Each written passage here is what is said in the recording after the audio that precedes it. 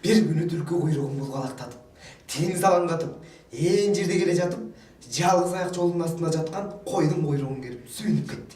Эл алдында жүргөн сахна адамдары, актерлор жана маданият өкүлдөрүнүн ар бир айткан сөзү так жана даана чыгып, жагымдуу үн менен коштолуусу зарыл. Айрыкча айтылган сөздү ийинине жеткире, ар бир көрүүчүгө түшүнүктүү кылып жана таасир калтыра айтуу актерлорго таандык иш. Ал эми актердун берилген ролду жеткиликтүү аткаруусу режиссердон көз каранды. Бибисара Бешеналиева атындагы Маданият жана искусство университетинин режиссердук бөлүмүндө билим алган болочок режиссерлор үндү калыптандыруу боюнча сабак алышууда.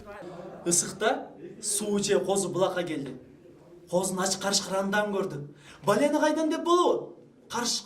Байыш Нурсейит уулу үчүн аталган сабак өтө маанилүү. Образга жараша үндү өзгөртүү, туура дем алуу, сөздөрдү туура жана так айтуу, үндү коюу сахна кеби сабагына кирген негизги тапшырмалар. Таамай айтылган сөздөр ишенимдүүлүктү жаратат. Режиссердун башкы милдети актерго берилген образды канткенде жеткиликтүү кыла аларын түшүндүрүп берүү, дейт Байыш. Бул эмне? Ирең суук кандай неме? Көрөлөйлү мындай нерсе. Анда жооп берет ага чегиртке. Эй, ташбака байке! Көзүңдү жабырак ачып кара, бул өзүңдүн кабыгың. Мисалы режиссерго бул режиссер аябай керек. Мисалы бир пьесаны коюп берсек, пьесадан ойнолгон жерин актерлор билбейт, аны биз барып түшүндүрүп, ойноп, кандай сүйлөгөнүн жеткизип беришибиз керек. Келечектеги режиссер же актер үчүн сахна кеби, үн ар бир студент менен индивидуалдуу түрдө иштөөнү талап кылат. Бардык эле адамдын үнү бар, болгону аны туура колдонууну үйрөнүш керек жана атайын көнүгүүлөрдү жасоо маанилүү, дейт сахна кеби боюнча мугалим Кундуз Макеева. Ошол үнүн өз огунан жаңылбай, жарайлана турбайбы, күн түменин алмашып кете берет турбайбы болуш керек. Баягы үн эмнеге өзгөрөт? Үн деген ушу дем алуунун негизинде барып өөрчүйт. Өзгөрөт. Эгерде туура эмес дем алса, анда үн чыкпайт. Ошон үчүн биринчи дем алганды дагы үйрөнүшүбүз керек. Ошол эле чогуу баарын бир эле учурда үйрөнөбүз. Биринчи дем алабыз. Бир дем алгандан кийин ошол демди ар бир тамгага сарптайбыз да. Биринчи жоон айтканда деле дем алдык дагы.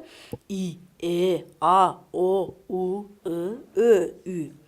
Мына бир дем чыгарабыз дагы, кайра алабыз демди. Анан кайра экинчисинде и, а, о, у, ö, ü. Бул күнүнкү жашоодогу сүйлөнгөнүн. Андан кийин бийиктетебиз.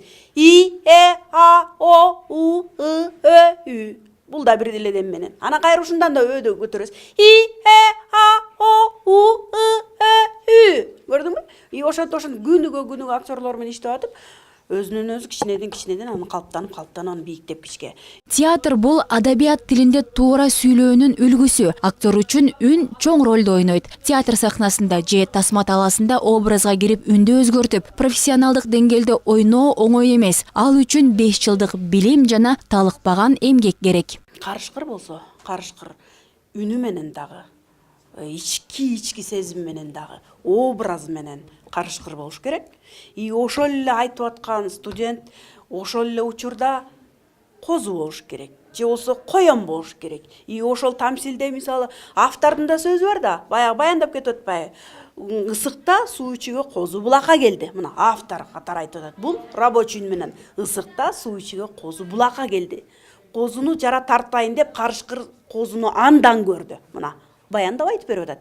Анан карышкыр айтты. Эй, шакмар, көрдүңбү? Бул карышкырдын образы, голосовой, карышкыр канчалык жырткыч, канчалык демек айбан экенин ошол эле үндөн берилет. Искусство өкүлдөрү гана эмес, ар бир адам кооз жана туура сүйлөөнү үйрөнө алат. Кыргыз тилин бузбай, так жана таамай сүйлөөнү үйрөнүү ашыкча болбойт. Гүлдөр гүлүн açtı. Ар жактан алып коду дейт. Гүлдөр гүлүн açtı да. Акмарал Айипова, Гүлчөрө Казымкулов, Таңманай программасы. Азеники арта алып коет.